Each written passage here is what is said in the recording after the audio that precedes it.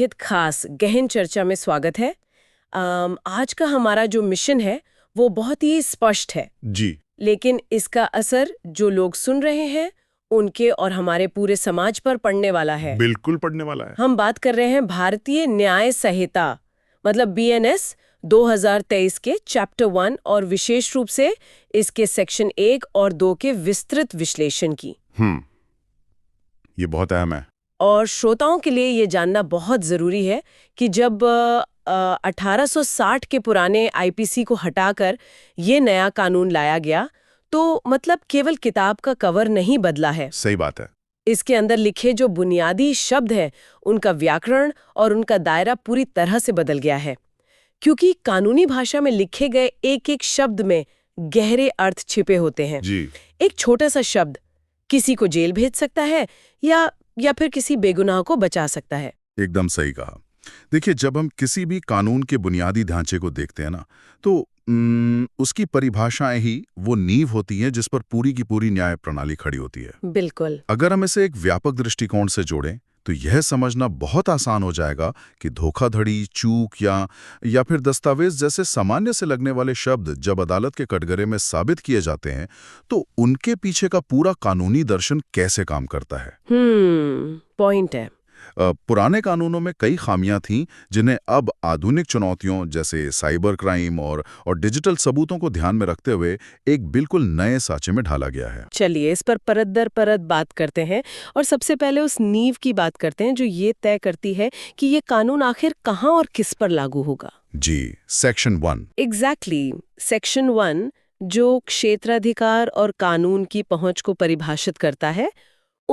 इसका क्लॉज 1 जिसे कानूनी भाषा में शॉर्ट टाइटल कहा जाता है, ये बिल्कुल स्पष्ट करता है कि इस नए अधिनियम को भारतीय न्याय संहिता 2023 कहा जाएगा।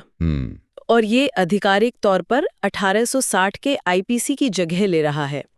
अब अगर क्लॉज 2 की बात करें जो इसके लागू होने या कमेंसमेंट से जुड़ा है, तो इसमें एक बहुत ही दिलचस्प पेच है। हाँ, पेच ये है कि क्लॉज 2 के अनुसार इस संहिता को 1 जुलाई 2024 से लागू माना गया है। लेकिन सरकार के पास कुछ आज़ादी है। बिल्कुल। सरकार के पास ये लचीलापन है कि वो अलग-अलग प्रावधानों को अलग-अलग तारीखों पर लागू कर सकती है। मतलब इसे ऐसे समझिए कि हत्या या चोरी से जुड़े जो सामान्य कानून हैं वो तुरंत लागू किए जा सकते हैं। समझ रहे हो। लेकिन मान लीजिए कि डिजिटल साक्ष्य या साइबर क्राइम से जुड़ा कोई बहुत ही जटिल नया प्रावधान है, तो प्रशासन, पुलिस और तकनीक को इसके साथ तालमेल बिठाने में थोड़ा समय लग सकता है। हाँ, रातों रात तो सिस्टम नहीं बदलता। एग्जैक्टली। इसलिए सरकार को ये आज़ादी दी गई है कि वो सिस्टम को पूरी तरह तैयार करने के बाद ही उन खास हिस्सों को लागू करें। ये तो बहुत ही व्यावहारिक और समझदारी भरा कदम है। खैर, अब आते हैं क्लॉज 3 पर। ये बहुत ही सीधा है कि ये कानून भारत की सीमा के भीतर रहने वाले हर व्यक्ति पर लागू होता है। जी। और हर व्यक्ति का मतलब है हर व्यक्ति, चाहे वो भारत का नागरिक हो या कोई विदेशी जो बस घूमने आया हो। बिल्कुल। और यहीं से एक बहुत ही बेहतरीन कहानी जुड़ती है। इसे समझने के लिए जो लोग सुन रहे हैं उन्हें 1965 के एक ऐतिहासिक केस के बारे में जानना चाहिए। स्टेट ऑफ महाराष्ट्र बनाम MH जॉर्ज। हाँ, वही केस।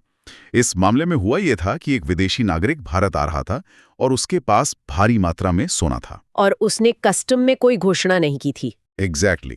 जब उसे पकड़ा गया तो अदालत में उसकी सबसे बड़ी दलील यही थी कि मैं तो विदेशी हूं, मुझे भारत के कस्टम कानूनों या रिजर्व बैंक के नए नियमों के बारे में कुछ पता ही नहीं था। मतलब अगर कोई विदेशी कहे कि सॉरी, मुझे नहीं पता था कि भारत में ये गैर कानूनी है, तो क्या अदालत उसे छोड़ देगी? बिल्कुल नहीं। अदालत ने उसका ये तर्क सिरे से खारिज कर दिया। यहीं पर एक बहुत ही प्रसिद्ध कानूनी सिद्धांत लागू होता है, इग्नोरेंशिया ज्यूरिस नॉन एक्सक्यूजेट। इग्नोरेंशिया ज्यूरिस नॉन एक्सक्यूजेट, जिसका आसान भाषा में मतलब है कि कानून की अज्ञानता कोई बहाना नहीं है। जी। भले ही उस व्यक्ति को भारतीय कानून का ज्ञान न हो, लेकिन अगर उसने भारत की भौगोलिक सीमा के भीतर कोई अपराध किया है तो उसे सजा भुगतनी ही होगी। ये बहुत ही अहम बात है।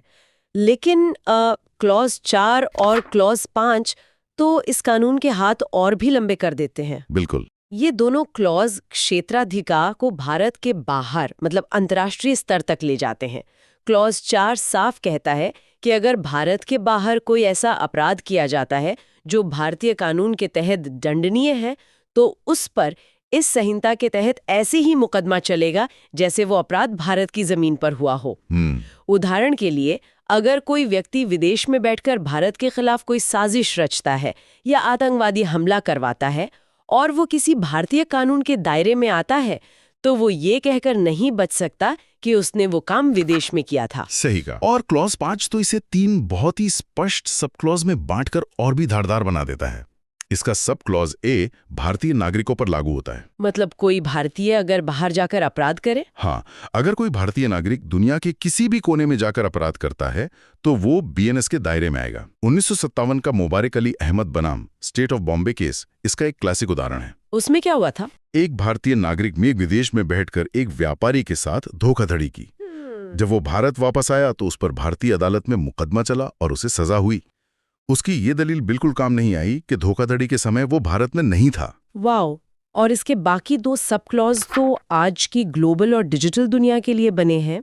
सब क्लॉज बी कहता है कि अगर भारत में पंजीकृत किसी जहाज या विमान पर कोई अपराध होता है तो वो भारतीय कानून के तहत आएगा। जी। मान लीजिए एयर इंडिया की कोई फ्लाइट अंतर्राष्ट्रीय हवाई क्षेत्र में उड़ रही है और वहां 2 यात्रियों के बीच हाथापाई हो जाती है, तो वो भारत का क्षेत्राधिकार माना जाएगा। बिल्कुल माना जाएगा। और सब क्लॉज सी तो और भी दिलचस्प है।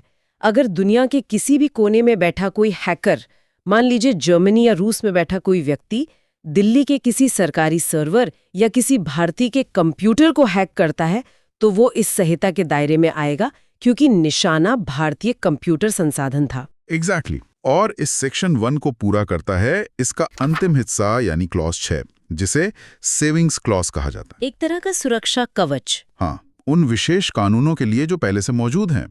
ये स्पष्ट करता है कि बीएनएस सेना के विद्रोह या भगोड़ेपन से जुड़े विशेष कानूनों या किसी खास क्षेत्र के स्थानीय कानूनों में दखल नहीं देगा। यूनियन ऑफ इंडिया बनाम सुनील कुमार के 1985 के मामले में अदालत ने यही समझाया था। अगर एक सैनिक अपनी ड्यूटी के दौरान कोई सैन्य अपराध करता है तो उस पर सेना अधिनियम या आर्मी एक्ट के तहत कोर्ट मार्शल होगा। वहां ये सामान्य दंड संहिता बीच में नहीं आएगी। अब यहाँ मामला सच में बहुत दिलचस्प हो जाता है, क्योंकि अब हम उस हिस्से में प्रवेश कर रहे हैं जिसे पूरी किताब को समझने की चाबी कहा जा सकता है। सेक्शन 2। जी, सेक्शन 2, जो परिभाषाओं का नया व्याकरण है। इसमें कुल 39 क्लॉज हैं और हम कोशिश करेंगे कि इनमें से हर एक की गहराई को समझें। बिल्कुल। शुरुआत करते हैं क्लॉज 1 से, जो कृत्य या एक्ट को परिभाषित करता है। सुनने वालों को लग सकता है कि कृत्य मतलब कोई एक काम, लेकिन कानून की नज़र में कृत्य का मतलब कार्यों की एक पूरी श्रृंखला भी हो सकता है। जैसे दंगे का उदाहरण ले सकते हैं। हाँ, दंगे के दौरान अगर कोई पत्थर मारता है, फिर आग लगाता है, तो वे सब मिलकर एक ही कृत्य माने जा सकते हैं। और क्लॉज 2 में जानवर की परिभाषा दी गई है, जो बहुत ही सरल है। इंसान को छोड़कर कोई भी जीवित प्राणी इस परिभाषा के तहत आएगा। वहीं क्लॉज 3 बच्चा को परिभाषित करता है। 18 वर्ष से कम उम्र का व्यक्ति। जी, कानून के अनुसार 18 वर्ष से कम उम्र का कोई भी व्यक्ति बच्चा है। ये क्लॉज बहुत महत्वपूर्ण है क्योंकि पॉक्सो अधिनियम या किशोर न्याय के मामलों में उम्र का यही पैमाना तय करता है कि आरोपी या पीड़ित के साथ कैसा कानूनी बर्ताव होगा। अब आते हैं क्लॉज 4 पर, जो जालसाजी या काउंटरफीट पर बात करता है। अगर मैं 500 रुपए का एक ऐसा नोट छापती हूँ जो असली जैसा दिखता है, लेकिन उस पर मजे के लिए चिल्ड्रन बैंक ऑफ इंडिया लिखा है, तो क्या वो भी जालसाजी है? ये एक बहुत ही शानदार सवाल है। इस परिभाषा की ताकत ही यही है कि जालसाजी के लिए सटीक या 100% हूबहू नकल होना जरूरी नहीं है। अच्छा। हाँ, अगर नकल इस तरह की गई है कि एक आम इंसान को धोखा होने की संभावना है, तो वो जालसाजी है। 2009 के मोहम्मद इब्राहिम बनाम स्टेट ऑफ बिहार केस में सुप्रीम कोर्ट ने जाली दस्तावेजों के संदर्भ में यही स्पष्ट किया था कि अगर मंशा धोखा देने की है और वो चीज असली जैसी प्रतीत होती है, तो वो काउंटरफीट के दायरे में आएगी। बिल्कुल। समझ गए। क्लॉज 5 न्यायालय को परिभाषित करता है, यानी वो न्यायाधीश जो आधिकारिक तौर पर न्यायिक रूप से कार्य कर रहे हैं। क्लॉज 6 मृत्यु की बात करता है, जिसका मतलब हमेशा एक इंसान की मौत से है जब तक कि किसी जानवर या अन्य के संदर्भ में विशेष रूप से ना लिखा गया हो। जी। क्लॉज 7 में बेईमानी से शब्द को समझाया गया है। इसका सीधा सा मतलब है कोई ऐसा काम करना जिसका इरादा खुद को या किसी और को गलत तरीके से लाभ पहुंचाना हो या किसी दूसरे को गलत तरीके से नुकसान पहुंचाना हो। और इसी बेईमानी और जालसाजी से अक्सर जुड़ता है क्लॉज 8, यानी दस्तावेज। ये एक ऐसी जगह है जहां नया कानून पुराने कानून से बहुत आगे निकल गया है, क्योंकि अब डिजिटल रिकॉर्ड्स भी शामिल हैं। एग्जैक्टली। पहले दस्तावेज का मतलब महज कागज पर लिखी कोई चीज होती थी, लेकिन अब इसमें डिजिटल और इलेक्ट्रॉनिक रिकॉर्ड भी शामिल हैं। आपकी email, WhatsApp chat, server logs, सब कुछ। स्टेट ऑफ राजस्थान बनाम कांशीराम मामले में जो 2006 में आया था, यही स्थापित किया गया था कि दस्तावेजों को भारतीय साक्ष्य अधिनियम के तहत अदालत में विधिवत साबित किया जाना चाहिए, चाहे वे डिजिटल रूप में ही क्यों ना हो। क्लॉज 9 धोखाधड़ी से या फ्रॉडुलेंटली की बात करता है। इसमें और बेईमानी में थोड़ा फर्क है। धोखाधड़ी में मुख्य चीज है धोखा देने का इरादा, मतलब मैलाफाइड इंटेंशन, जिसके परिणाम स्वरूप किसी को गलत लाभ या नुकसान हो। सही है। आगे बढ़ते हैं क्लॉज 10 पर, जो लिंग या जेंडर की परिभाषा है। मुझे लगता है श्रोताओं के लिए ये जानना बहुत ज़रूरी है कि इस नए कानून ने एक बहुत बड़ा सामाजिक और कानूनी कदम उठाया है। जी। अब जब कानून में ही सर्वनाम का उपयोग होता है तो उसमें पुरुष, महिला और ट्रांसजेंडर पर्सन्स एक्ट 2019 के अनुसार ट्रांसजेंडर व्यक्ति भी समान रूप से शामिल माने जाएंगे। यहाँ सबसे आकर्षक बात यह है कि जब हम कानूनी शब्दों की गहराई में जाते हैं तो सामान्य समझ अक्सर गलत साबित होती है। जैसे क्लॉज 11 को ही ले लीजिए, जो सद्भावना या गुड फेथ की बात करता है। मतलब हम सोचते हैं कि नियत साफ थी तो काफी है। हाँ, हम आमतौर पर यही सोचते हैं कि अगर हमारी नियत साफ थी तो काम सद्भावना में किया गया माना जाएगा, लेकिन कानून ऐसा नहीं मानता। कानून क्या मानता है? कानून कहता है कि कोई काम सद्भावना में तब तक नहीं माना जाएगा जब तक कि उसे उचित देखभाल और ध्यान, यानी ड्यू केयर एंड अटेंशन के साथ न किया गया हो। ओके। 1988 के श्रीमती सुलेखा बनाम स्टेट ऑफ हरियाणा केस में अदालत ने यही कहा था कि सद्भावना साबित करने के लिए एक सामान्य इंसान वाली समझदारी दिखाना आवश्यक है। केवल ये कहना काफी नहीं है कि मेरी नीयत खराब नहीं थी। बहुत ही सटीक बात कही आपने। आगे क्लॉज 12 सरकार को स्पष्ट करता है, जिसमें केंद्र और राज्य दोनों सरकारें शामिल हैं। क्लॉज 13 है आश्रय देना, या जिसे हाबर करना कहते हैं। जी। अगर पुलिस किसी अपराधी को ढूंढ रही है और कोई व्यक्ति उस अपराधी को छिपने की जगह खाना या भागने के लिए पैसे देता है तो वो उसे हाबर कर रहा है। क्लॉज 14 चोट या इंजरी को परिभाषित करता है। ये बहुत व्यापक शब्द है। या हड्डी टूटना नहीं है। अगर कोई किसी की प्रतिष्ठा को नुकसान पहुंचाता है या किसी की संपत्ति को अवैध रूप से बर्बाद करता है तो वो भी कानूनी भाषा में चोट ही है। सही कहा। और क्लॉज 15(2) दो शब्दों के बीच एक लकीर खींचता है, अवैध और कानूनी रूप से बाध्य। अवैध वो हर चीज है जिसे कानून मना करता है, जो कोई अपराध है या जिसके खिलाफ कोई सिविल मुकदमा दायर किया जा सकता है। और कानूनी रूप से बाध्य, कानूनी रूप से बाध्य होने का मतलब किसी नैतिक जिम्मेदारी से नहीं है। ये वो ड्यूटी है जो कानून ने आप पर थोपी है, और अगर आप उसे पूरा नहीं करते हैं तो आपको सजा हो सकती है। क्लॉज 16 न्यायाधीश को एक ऐसे व्यक्ति के रूप में परिभाषित करता है जो किसी मामले में अंतिम और निर्णायक फैसला देने के लिए कानूनी रूप से अधिकृत है। क्लॉज 17 जीवन को हमेशा मानव जीवन के संदर्भ में देखता है। जी। अब यहाँ से हम समाज और संपत्ति से जुड़े उन क्लॉज की तरफ बढ़ते हैं जो रोजमर्रा के कानूनी मामलों में बहुत इस्तेमाल होते हैं। जैसे क्लॉज 18 स्थानीय कानून की बात करता है। वे कानून जो पूरे देश में नहीं बल्कि किसी विशिष्ट राज्य या क्षेत्र में लागू होते हैं। क्लॉज 19 पुरुष को किसी भी उम्र के नर के रूप में परिभाषित करता है। और क्लॉज 20 में महीना या वर्ष को परिभाषित किया गया है। श्रोताओं को लग सकता है कि इसमें क्या खास है। खास यह है कि कानून स्पष्ट रूप से कहता है कि महीनों और वर्षों की गणना केवल ग्रेगोरियन कैलेंडर यानी अंग्रेजी कैलेंडर के आधार पर होगी, ताकि कोई कंफ्यूजन ना हो। एग्जैक्टली। ऐसा इसलिए किया गया ताकि किसी अपराधी की सजा की गणना में कोई भ्रम न हो। कोई ये ना कह सके कि चंद्रमा के चक्र के हिसाब से मेरी सजा पूरी हो गई है। कानूनी गणनाओं में एक रूपता होना बहुत जरूरी है। क्या बात है, कानून सच में हर लूपहोल को बंद करने की कोशिश करता है। क्लॉज 21 चल संपत्ति या मूवेबल प्रॉपर्टी को परिभाषित करता है। इसका सीधा सा नियम है, जो चीज जमीन से या पृथ्वी से स्थायी रूप से जुड़ी हुई नहीं है वो सब चल संपत्ति है। बिल्कुल। क्लॉज 22 संख्या के बारे में है, जहां कानूनी ड्राफ्टिंग को आसान बनाने के लिए एक वचन में बहुवचन और बहुवचन में एक वचन को समाहित माना जाता है। क्लॉज 23 शपथ को स्पष्ट करता है, जिसमें अदालत या कानून के तहत की गई हर वो औपचारिक घोषणा शामिल है जिसका कानूनी महत्व है। अब आते हैं क्लॉज 24 पर, जो अपराध की परिभाषा है। अपराध वो कोई भी कृत्य या काम है जिसके लिए इस BNS के तहत सजा मुकर्रर की गई है। और इसके साथ जुड़ता है क्लॉज 25। जी, यानी चूक या ओमिशन। कृत्य का मतलब है कुछ करना और चूक का मतलब है वो काम ना करना जो आपको कानूनी रूप से करना चाहिए था। आपराधिक ना लापरवाही के मामलों में ये शब्द बहुत बड़ा खेल करता है। क्लॉज 26 व्यक्ति या पर्सन है। यहाँ ये जानना बहुत रोचक होगा कि कानून की नजरों में केवल हाड़ मांस का इंसान ही व्यक्ति नहीं होता। जी हाँ, इसमें कंपनियां और अलग-अलग संघ भी शामिल होते हैं। बिल्कुल। स्टैंडर्ड चार्टर्ड बैंक बनाम डायरेक्टरेट ऑफ एनफोर्समेंट, ये 2005 का मामला है। इसका एक बेहतरीन उदाहरण है। इस केस में सवाल उठा था कि क्या किसी कंपनी को अपराधी ठहराया जा सकता है।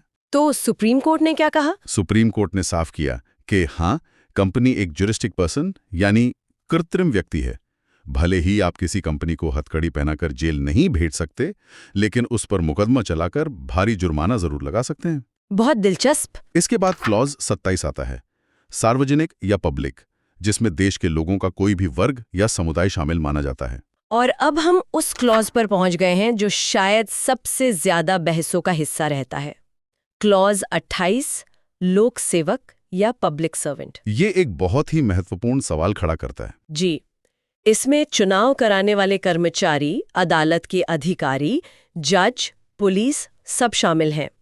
लेकिन ये दायरा हमेशा से बहुत पेचीदा रहा है कि आखिर किसे पब्लिक सर्वेंट माना जाए और किसे नहीं। हाँ, क्योंकि अगर किसी पर भ्रष्टाचार निवारण अधिनियम के तहत मामला दर्ज होना है तो उसका लोक सेवक साबित होना सबसे पहली शर्त है। इस शब्द का विकास कैसे हुआ, इसे समझने के लिए हमारे पास 5 बहुत ही शानदार केस लॉ हैं। चलिए एक एक करके देखते हैं। पहला मामला था 1984 का RS नायक बनाम AR अंतुले केस। इस हाई प्रोफाइल मामले में सुप्रीम कोर्ट ने कहा था कि एक विधायक को केवल इसलिए लोक सेवक नहीं माना जा सकता क्योंकि उसे सरकारी खजाने से वेतन मिलता है। तो क्या इसका मतलब नेता पब्लिक सर्वेंट नहीं होते? यहीं पर दूसरा केस आता है 1998 का PV नरसिम्हा राव बनाम स्टेट मामला।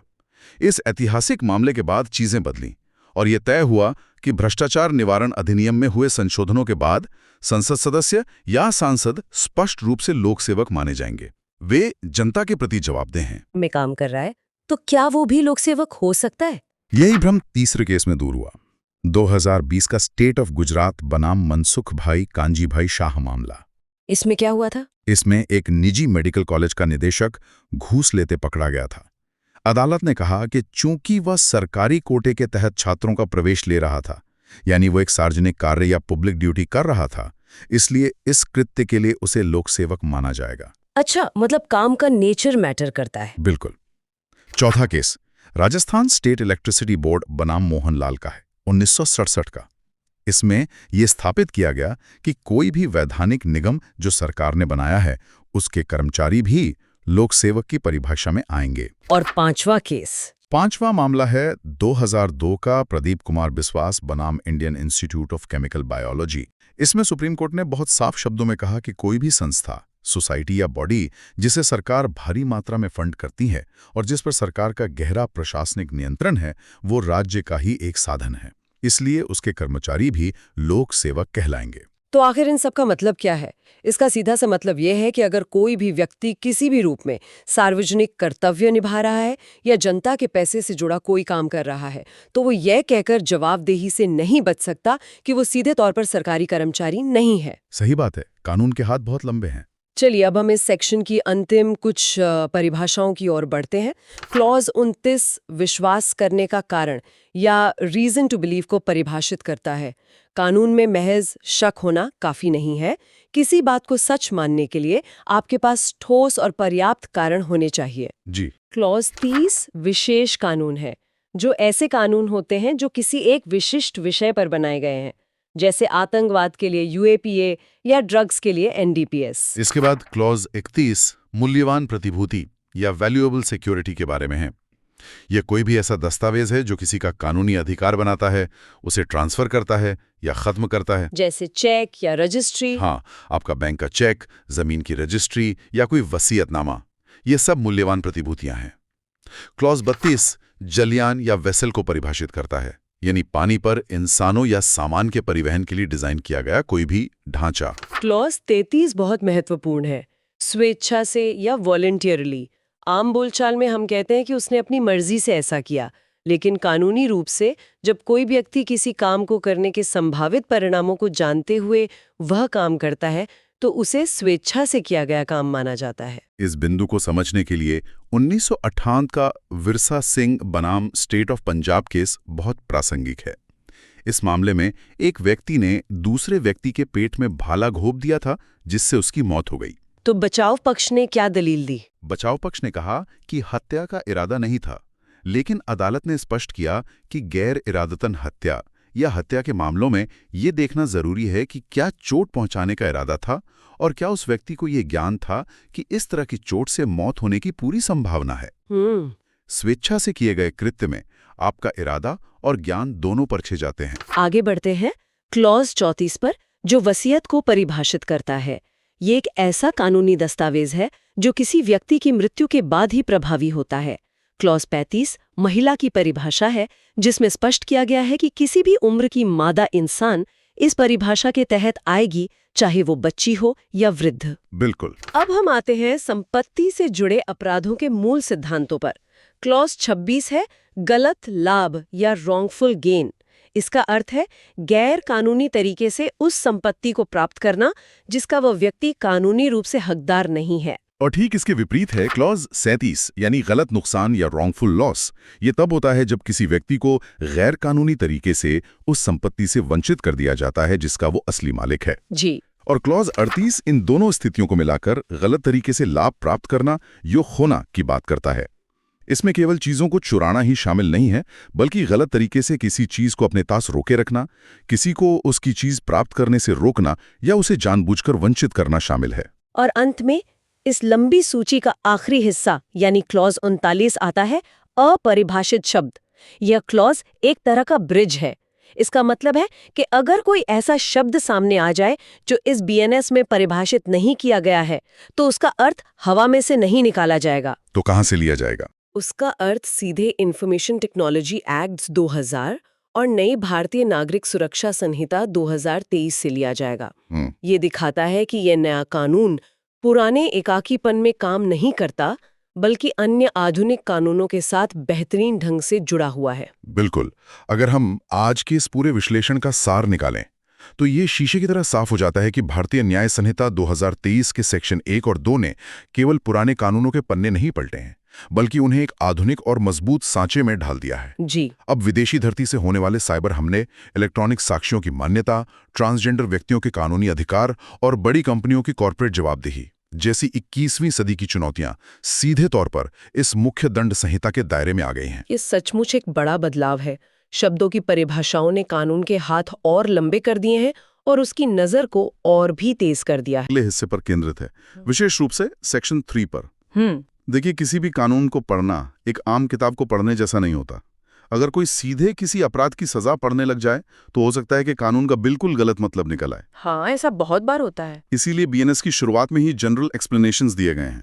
ये कानून की इस मोटी सी किताब की एक नियम पुस्तिका है, एक ऐसी रूल बुक जिसके बिना आगे की कानूनी धाराएं समझना लगभग नामुमकिन है। अगर हम इसको बड़ी तस्वीर से जोड़कर देखें तो ये सेक्शन 3 दरअसल कानूनी भाषा और धारणाओं को एक समान रूप से पूरे बीएनएस में लागू करने का काम करता है। एक समान रूप से, राइट? हाँ, ये सिर्फ शब्दों के मायने नहीं बताता, ये तय करता है कि किसी भी अपराध की परिभाषा को कानून में दिए गए बचाव और अपवादों के साथ किस तरह ब्लेंड करके देखा जाए। क्रिमिनल जस्टिस सिस्टम में अगर एक छोटा सा लीगल लेंस बदल दिया जाए तो गिल्टी और इनोसेंट के बीच की पूरी कहानी ही बदल जाती है। सही बात है। कानून कैसे काम करता है और एक छोटे से शब्द के बदलने से कानूनी नतीजे कितने अलग हो सकते हैं, ये जानना सबके लिए बहुत रोचक होगा। ठीक है, आइए इसको थोड़ा विस्तार से समझते हैं। सेक्शन 3 के शुरुआती नियम यानी सब सेक्शन 1 से लेकर 4 तक आखिर क्या कह रहे हैं? शुरुआत हम सब सेक्शन 1 से कर सकते हैं, जहां जनरल एक्सेप्शंस का जिक्र है। हाँ, कानून साफ कहता है कि बीएनएस में जब भी किसी अपराध की परिभाषा पढ़ी जाएगी या उसकी सजा तय की जाएगी तो उसे हमेशा चैप्टर 4 के अधीन पढ़ा जाएगा। चैप्टर 4 वही हिस्सा है जहां सेक्शन 14 से 35 तक जनरल एक्सेप्शंस दिए गए हैं। और कानून इतना स्ट्रिक्ट है इस बात पर कि भले ही इन अपवादों को बार बार हर धारा में दोहराया ना गया हो, कोर्ट इन्हें अपने आप लागू मानेगी। पर प्रैक्टिकल लाइफ में इसका क्या मतलब बनता है? इसको एक बहुत ही क्लियर सिचुएशन से समझते हैं। सेक्शन 14 इन्फेंसी से जुड़ा एक बहुत बड़ा जनरल एक्सेप्शन है। मान लीजिए एक 7 साल से कम उम्र का बच्चा खेलते खेलते कोई ऐसा काम कर देता है जिससे किसी की जान चली जाती है। अब टेक्निकली तो उसने एक इंसान की जान ली है, जो मर्डर लगता है। लगता है, पर कानून की नज़र में वो बच्चा पनिशेबल नहीं है। सब सेक्शन 1 कोर्ट को ये निर्देश देता है कि आप मर्डर की परिभाषा को अकेले मत पढ़िए, उसको सेक्शन 14 के एक्सेप्शन के फिल्टर से देखिए। एक और एग्जाम्पल लेते हैं जो रोजमर्रा की जिंदगी में पुलिस के साथ होता है। अच्छा। एक पुलिस ऑफिसर किसी हत्यारे को अरेस्ट करता है। आम नागरिक अगर किसी को जबरदस्ती रोके तो उस पर रॉन्गफुल कन्फाइनमेंट का चार्ज लगता है। हाँ, किडनैपिंग या कन्फाइनमेंट का। बिल्कुल, पर पुलिस ऑफिसर पर यह लागू नहीं होगा क्योंकि वो एक लीगल ऑब्लिगेशन के तहत ड्यूटी कर रहा है। ये एक्सेप्शंस हर क्राइम के साथ इनविजिबल इंक में लिखे हुए हैं और कोर्ट उन्हें हमेशा पढ़ेगी। ये तो वाकई में जरूरी रूल है, वरना हर अरेस्ट करने वाले पुलिस ऑफिसर पर ही केस दर्ज हो जाता। एग्जैक्टली। इसके बाद सबसेक्शन 2 आता है जो uniform use of defined terms की बात करता है। ये बहुत लॉजिकल लगता है। अगर कानून ने एक बार बता दिया कि किसी एक शब्द का क्या अर्थ है तो पूरे बीएनएस में उसका वही अर्थ चलेगा। सही समझे, जैसे हमारे सोर्सेज में बताया गया है कि बीएनएस के सेक्शन 2 सबसेक्शन 8 में डॉक्यूमेंट को डिफाइन किया गया है। तो आगे चलकर चाहे फोर्जरी का केस हो, चीटिंग का केस हो या एक्सटॉर्शन का, वहां डॉक्यूमेंट का मतलब बिल्कुल वही रहेगा जो सेक्शन 2 सबसेक्शन 8 में है। हाँ, इससे कोर्ट के अंदर फालतू की बहस नहीं होती कि इस कॉन्टेक्स्ट में इस शब्द का क्या मतलब निकाला जाए। लेकिन जो इसके तुरंत बाद सबसेक्शन 3 आता है ना, उसने मुझे थोड़ा सोचने पर मजबूर कर दिया। ये कंस्ट्रक्टिव पोजेशन की बात करता है। आमतौर पर पोजेशन का मतलब हम यही समझते हैं कि मेरी कार अगर मेरी चाबियों के साथ मेरे गैराज में है तो वो मेरे पोजेशन में है।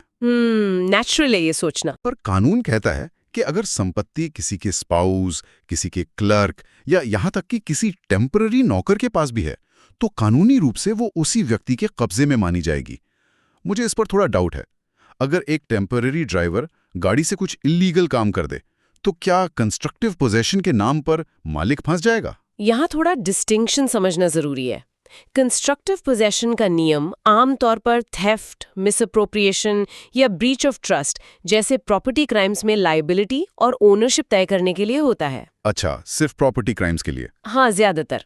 ये इसलिए बनाया गया है ताकि अगर किसी ने अपना पैसा अपने क्लर्क को दिया है बैंक में जमा करने के लिए और कोई उस क्लर्क से वो पैसा छीन ले तो कानून ये मानेगा कि प्रॉपर्टी मालिक के कब्जे से चोरी हुई है। राइट। या अगर वो क्लर्क खुद वो पैसा लेके भाग जाए तो मालिक ये क्लेम कर सकता है कि कानूनी तौर पर वो पैसा उसके ही पोजीशन में था और क्लर्क ने क्रिमिनल ब्रीच ऑफ ट्रस्ट किया है। ये वाइकेरियस लायबिलिटी नहीं है कि नौकर ने एक्सीडेंट किया तो मालिक को जेल हो जाएगी। समझ गया। ये बस प्रॉपर्टी के लीगल स्टेटस को क्लियर करता है कि टेम्पररी हैंडओवर से ओनरशिप या अल्टीमेट कंट्रोल खत्म नहीं होता। बिल्कुल सही। तो कानून पोजेशन को सिर्फ फिजिकल टच से नहीं बल्कि कंट्रोल और अथॉरिटी के एंगल से देखता है। ये पॉइंट क्लियर है। पर सब सेक्शन 4 पर आते ही कानून का एक बिल्कुल नया चेहरा सामने आता है। हाँ, ये थोड़ा कॉम्प्लेक्स है क्योंकि अब तक आम धारणा यही होती है कि हम कुछ गलत करेंगे तो जेल जाएंगे, पर यहाँ कानून कहता है कि एक्ट शब्द के अंदर सिर्फ एक्शंस नहीं बल्कि इल्लीगल ओमिशंस भी शामिल हैं। यानी वो काम जो कानूनन करने चाहिए थे पर नहीं किए, कुछ ना करना भी अपराध हो सकता है। यहाँ जो बात सबसे दिलचस्प है वो ये है कि कानून सिर्फ एक्शन को पनिश नहीं करता, वो ड्यूटी के ब्रीच को भी उतनी ही सीरियसनेस से पनिश करता है। हमारे सोर्सेज में इसका एक बहुत डीपली डिस्टर्बिंग लेकिन परफेक्ट एग्जाम्पल दिया गया है। क्या एग्जाम्पल है? मान लीजिए एक व्यक्ति कानूनन बाउंड है अपने किसी बेडरिडन डिपेंडेंट या पेशेंट को खाना देने के लिए, जैसे कोई डॉक्टर, नर्स या केयर गिवर। ठीक है। वो उस पर फिजिकली कोई हाथ नहीं उठाते, कोई वायलेंस नहीं करते, वो बस चुपचाप उसको खाना देना बंद कर देते हैं और उस पेशेंट की डेथ हो जाती है। यहाँ डिफेंस ये नहीं कह सकता कि मैंने तो इसको छुआ तक नहीं। कानून सेक्शन 106 के तहत इसको मर्डर बाय ओमिशन मानेगा। अरे बाप रे। तो यानी उनकी वो चूक एक लीगल ड्यूटी का डेलिब्रेट ब्रीच थी जिसने एक जान ले ली। एग्जैक्टली। यहाँ पर बात सबसे ज्यादा रोचक हो जाती है जब हम इन इंडिविजुअल एक्शन से बाहर निकलकर ग्रुप क्राइम्स और कॉमन इंटेंशन की तरफ आते हैं। बीएनएस का सेक्शन 3 सबसेक्शन 5 एक ऐसी चीज की बात करता है जिसने शायद सबसे ज्यादा डिबेट्स पैदा की हैं, joint liability by common intention. ये पुराने आईपीसी के सेक्शन 34 पर आधारित है। सही कहा। इस नियम के तहत अगर कई लोग मिलकर एक कॉमन इंटेंशन के साथ कोई क्राइम करते हैं तो हर एक इंसान को ऐसे ट्रीट किया जाएगा जैसे उसने अकेला ही वो पूरा क्राइम अंजाम दिया हो। अब लोग अक्सर ग्रुप क्राइम्स में बोलते हैं मैं तो बस वहां था, मैंने कुछ किया थोड़ी है। तो कॉमन इंटेंशन एस्टैब्लिश करने के लिए कोर्ट्स आखिर देखती क्या हैं? कोर्ट्स इसमें बहुत सिस्टमैटिक अप्रोच लेती हैं। कॉमन इंटेंशन साबित करने के लिए कुछ एसेंशियल कंडीशंस मीट होनी चाहिए। पहली शर्त ऑब्वियसली क्राइम में 2 या उससे ज्यादा लोग शामिल होने चाहिए। दूसरा, कोई ना कोई क्रिमिनल एक्ट होना चाहिए। और तीसरा एलिमेंट है मीटिंग ऑफ माइंड्स, जिसे कानूनी भाषा में प्री अरेंज प्लान कहते हैं। उन्होंने किसी न किसी लेवल पर उस अपराध की योजना एक साथ बनाई हो। और आखिरी शर्त यह है कि वहां मौजूद हर व्यक्ति ने उस कॉमन इंटेंशन को आगे बढ़ाने के लिए, यानी इन furtherance of that intention, participate किया हो। बिना पार्टिसिपेशन के जॉइंट लायबिलिटी नहीं बनती। बिल्कुल नहीं। और इस पॉइंट को समझने के लिए हमारे सोर्सेज में 1925 का एक बहुत ही लैंडमार्क केस दिया गया है, Barendra Kumar Ghosh versus king emperor. एक कहानी जैसा केस है। हाँ, बहुत फेमस केस है। एक पोस्ट ऑफिस की रॉबरी होती है। एक ग्रुप पोस्ट ऑफिस में घुसता है और पोस्टमास्टर पैसे गिन रहा होता है। वो लोग पैसे मांगते हैं, पोस्टमास्टर मना करता है तो उस पर गोली चला दी जाती है और उसकी मौत हो जाती है। राइट। पुलिस इन लोगों को पकड़ती है जिसमें एक शख्स था बरेंद्र कुमार घोष। जब ट्रायल शुरू हुआ तो बरेंद्र का आर्ग्यूमेंट ये था कि उसने पोस्टमास्टर पर गोली चलाई ही नहीं, वो तो बस पोस्ट ऑफिस के बाहर दरवाजे पर पहरा दे रहा था। उसने जज से कहा कि मेरी कोई गलती नहीं है, मर्डर तो अंदर वालों ने किया है। एग्जैक्टली। लेकिन प्रिवी काउंसिल ने इस डिफेंस को बिल्कुल रिजेक्ट कर दिया। लॉर्ड समनर ने जजमेंट दिया और तय किया कि जो लोग बस खड़े रहते हैं और इंतजार करते हैं वो भी अपराध में बराबर के शामिल हैं। ये स्टेटमेंट क्रिमिनल लॉ की फाउंडेशन बन गया। लॉर्ड समनर ने स्पष्ट किया कि क्राइम सिर्फ ट्रिगर दबाना नहीं होता। बरिंदर दरवाजे पर पहरा दे रहा था। वो देख रहा था कि कोई बाहर से ना आ जाए, या अगर पुलिस आए तो वो अपने दोस्तों को अलर्ट कर सके। तो उसका दरवाजे पर पहरा देना भी एक्टिव पार्टिसिपेशन माना गया। हाँ, वो उस प्री अरेंज्ड प्लान का एक हिस्सा था। अगर वो बाहर नहीं खड़ा होता तो अंदर वाले शायद उतने कॉन्फिडेंस के साथ रॉबरी नहीं कर पाते। इस नियम के बिना तो उन माफियाज और गैंग लीडर्स को पकड़ना नामुमकिन हो जाएगा जो आखिरी ब्लो खुद नहीं मारते। लेकिन इसका उल्टा भी तो हो सकता है। अगर सिर्फ मौजूद होने पर लोग कॉमन इंटेंशन में फंसने लगे तो कोई इनोसेंट बाईस्टैंडर भी तो जेल जा सकता है। सही सवाल है। इस पॉइंट पर हमारे नोट्स में महबूब शाह वर्सेस एम्परर 1945 का जिक्र है। यहाँ क्लियर किया गया कि सिर्फ घटना स्थल पर मौजूद होना कॉमन इंटेंशन साबित नहीं करता। प्री अरेंज्ड प्लान का प्रूफ जरूरी है। ऐसा नहीं कि रोड पर एक लड़ाई हो रही है और कोई वहां खड़ा देख रहा है और पुलिस ने उसको भी ग्रुप का हिस्सा मान लिया। बिल्कुल। और इस कॉमन इंटेंशन के कॉन्सेप्ट को और आगे पुश किया गया सुप्रीम कोर्ट द्वारा Kripal Singh versus state of UP 1954 के केस में। इसमें कई लोगों ने एक साथ मिलकर किसी पर हमला किया। सबके पास हथियार थे, पर पोस्टमार्टम रिपोर्ट में पता चला कि मौत सिर्फ एक ही फेटल गोली से हुई थी। अच्छा, बाकी लोगों ने जो चोट पहुंचाई थी वो जानलेवा नहीं थी। राइट। तो डिफेंस ने कहा कि जिसने गोली मारी उसको मर्डर चार्ज दो, बाकी सबको सिर्फ असॉल्ट का चार्ज दो। पर सुप्रीम कोर्ट ने यहां सेक्शन 3 सबसेक्शन 5 का ढांचा बिल्कुल क्लियर कर दिया। कोर्ट ने कहा कि यहां एक प्री अरेंज्ड प्लान था मारने का। जब सब उसी कॉमन इंटेंशन के साथ आए थे तो ये मैटर ही नहीं करता कि फेटल गोली किसके हाथ से छूट कर गई। कानून की नजर में सब बराबर दोषी हैं। हाँ, उस एक व्यक्ति के हाथ पर बाकी सबके हाथ थे। सभी को मर्डर के लिए उतनी ही सजा मिलेगी। तो इस सब का आखिर मतलब क्या है? ये कॉमन इंटेंशन बाकी ग्रुप क्राइम से अलग कैसे है? एक आम स्टूडेंट हमेशा इनमें कंफ्यूज हो जाता है। क्या आप सेक्शन 3 सबसेक्शन 5 के कॉमन इंटेंशन और सेक्शन 190 में आने वाले कॉमन ऑब्जेक्ट के बीच का अंतर समझा सकती हैं? जरूर। देखिए, सेक्शन 3 सबसेक्शन 5 तब एक्टिवेट होता है जब 2 या उससे ज्यादा लोग शामिल हों। पर सेक्शन 190 जो अनलॉफुल असेंबली की बात करता है, वहां ग्रुप बड़ा होना चाहिए, कम से कम 5 लोग होने चाहिए। दूसरा सबसे बड़ा अंतर है योजना का।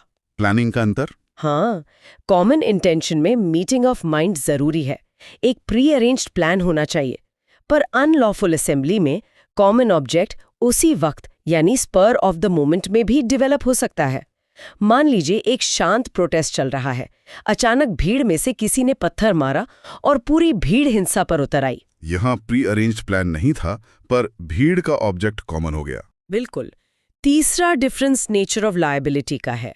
3 सबसेक्शन 5 डायरेक्ट लायबिलिटी तय करता है क्योंकि आप प्लान का हिस्सा थे। सेक्शन 190 विकैरियस यानी इनडायरेक्ट लायबिलिटी तय करता है अगर भीड़ ने वायलेंस किया और कोई उस अनलॉफुल भीड़ का हिस्सा था तो वो रिस्पॉन्सिबल है, भले उसने एक भी पत्थर न मारा हो। ये बहुत इंटरेस्टिंग डिस्टिंक्शन है। और अगर हम इसी कॉमन इंटेंशन को अबिटमेंट यानी दुष्प्रेरण से कंपेयर करें जो सेक्शन 45 में आता है, तो क्या लॉजिक है? मेरे हिसाब से अबेटमेंट में किसी को उकसाया जाता है, पर उकसाने वाले का घटनास्थल पर होना जरूरी नहीं है। राइट, बिल्कुल सही पकड़ा आपने। सेक्शन 3 सबसेक्शन 5 में अपराध में पार्टिसिपेशन जरूरी है। जैसे बारेंद्र घोष दरवाजे पर पहरा दे रहा था, सब लोग प्रिंसिपल ऑफेंडर्स होते हैं। पर अबेटमेंट में क्या होता है? कोई दूसरे शहर में बैठकर फोन पर मर्डर की सुपारी देता है, वो अबेट कर रहा है, उकसा रहा है, वो प्रिंसिपल इन सेकेंड डिग्री होता है। और शायद अबेटमेंट अकेले में एक पूरा ऑफेंस है। हाँ, अगर मैंने किसी को घर जलाने के लिए उकसाया और उसने पुलिस देखकर इरादा बदल दिया और घर नहीं जलाया, तो वो तो बच गया, पर मैं अबेटमेंट के क्राइम में जेल जाऊंगी। लेकिन सेक्शन 3 सबसेक्शन 5 तभी पिक्चर में आता है जब एक्चुअली में क्राइम अंजाम दिया गया हो। ब्रिलियंट। और एक आखिरी कंपैरिजन इसमें क्रिमिनल कॉन्स्पिरेसी यानी आपराधिक षड्यंत्र का आता है, जो सेक्शन 61 में दिया गया है। कॉन्स्पिरेसी और कॉमन इंटेंशन तो ऑलमोस्ट एक जैसे ही साउंड करते हैं। दोनों में प्लानिंग है, एक से ज्यादा लोग हैं। साउंड एक जैसे करते हैं, पर 3 सबसेक्शन 5 सिर्फ एक नियम बताता है। ये अपने आप में कोई अलग अपराध नहीं है, ये डिक्लेरेटरी है। इसे लगने के लिए क्राइम का होना जरूरी है। पर सेक्शन 61 एक स्वतंत्र अपराध है। सिर्फ षड्यंत्र रचना ही दोष है। हाँ, सिर्फ अग्रीमेंट ही सेक्शन 61 में दोष है, भले ही उसके आगे कोई क्राइम ना हुआ हो। क्या बात है। चलिए अब इस चर्चा के आखिरी और थोड़े कॉम्प्लेक्स हिस्से की तरफ बढ़ते हैं। सबसेक्शन 6 से 9। यहां कानून इरादे और काम के बीच का खेल देखता है। सबसेक्शन 6 सिमिलर इंटेंशन की बात करता है। अगर इरादा एक जैसा हो पर प्लान ना हो, तब क्या होगा? इसे हमारे सोर्स मटेरियल के एक बहुत बढ़िया उदाहरण से समझते हैं। मान लीजिए 2 लोग हैं, ए और बी। दोनों सी के दुश्मन हैं। दोनों अचानक एक जगह मिलते हैं और बिना किसी प्लानिंग के इंडिपेंडेंटली सी पर हमला करते हैं, जिससे सी की मौत हो जाती है।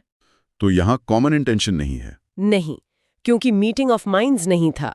इरादा सिमिलर था पर कॉमन नहीं, इसलिए दोनों अपने अपने किए गए काम के लिए अकेले दोषी होंगे। फिर सबसेक्शन 7 आता है जो एक्ट और ओमिशन को कंबाइन करता है। अगर कोई रिजल्ट कुछ काम करते के और कुछ काम छोड़ के यानी ओमिशन से मिलता है, तो वो एक ही अपराध है। उदाहरण के लिए ए ने जेड को थोड़ा पीटा और थोड़ा उसको खाना देना बंद कर दिया, जिससे जेड मर गया। तो ये पूरा मर्डर माना जाएगा। कानून एक्ट और ओमिशन को जोड़ देगा। और इसी के साथ सबसेक्शन 8 इंटेंशनल कोऑपरेशन की बात करता है। अगर 2 जेलर शिफ्ट में ड्यूटी करते हैं और दोनों जानबूझकर कैदी को खाना नहीं देते जिससे वो मर जाए, या ए और बी अलग अलग समय पर जेड को थोड़ा थोड़ा जहर देते हैं, राइट, तो दोनों जॉइंट लायबिलिटी के तहत मर्डर के दोषी हैं। सबसेक्शन 3 सबसेक्शन 5 जहां यूनिटी ऑफ क्रिमिनल बिहेवियर की बात करता है, वहीं सबसेक्शन 3 सबसेक्शन 8 अलग अलग एक्ट्स के जरिए कोऑपरेशन की बात करता है। हाँ, लॉर्ड समनर के अनुसार इंटेंशनल कोऑपरेशन बिना कॉमन इंटेंशन के भी हो सकता है। और अब आखिरी सबसेक्शन 9। यहाँ एक ही काम में शामिल लोग अलग अलग अपराध के दोषी हो सकते हैं। ये कैसे काम करता है? ये मेंस रेया यानी मानसिक स्थिति पर डिपेंड करता है। हर व्यक्ति की अलग जांची जाती है। अगर ए को बहुत गुस्सा दिलाया गया और उसने प्रोवोक होकर गुस्से में जेड को मार दिया, तो ए कल्पेबल होमिसाइड का दोषी है, क्योंकि उसका सेल्फ कंट्रोल छूट गया था। हाँ, पर अगर बी, जिसका जेड से पुराना बदला लेने का इरादा था, वो एक ही इस काम में बिना प्रोवोकेशन के मदद करता है, तो बी मर्डर का दोषी होगा। एक ही घटना पर लायबिलिटी अलग-अलग, ये तो दिमाग को हिला देने वाला कॉन्सेप्ट है। पूरे विश्लेषण का निचोड़ यही है कि बीएनएस का सेक्शन 3 दरअसल कानून का वो चश्मा है जिससे वो किसी अपराध में शामिल लोगों की मानसिक स्थिति, उनकी भागीदारी और उनकी चूक को देखता है। बिल्कुल। समाज के हर नागरिक के लिए ये जानना जरूरी है कि कानून किसी अपराध की सतह पर नहीं रुकता, वो उसके पीछे छुपे इरादों और न किए गए कामों को भी उतना ही बड़ा अपराध मानता है। आज हमने देखा कि किसी को सजा मिलना इस बात पर बहुत निर्भर करता है कि उसके दिमाग में क्या चल रहा था, क्या पूर्व योजना थी या सिर्फ मौके का फायदा उठाया गया। पर कानूनी अदालतों के पास ऐसा कौन सा आईना है जो घटना के महीनों या सालों बाद किसी के उस वक्त के असली इरादों को बिल्कुल सही तरीके से पढ़ सके? क्या कानून कभी इंसानी दिमाग की आखिरी गहराई तक पहुंच सकता है या ये हमेशा एक अनुमान ही रहेगा? इसी विचार के साथ इस चर्चा को हम यहीं समाप्त करते हैं। पढ़ने और सोचने का सिलसिला जारी रखें।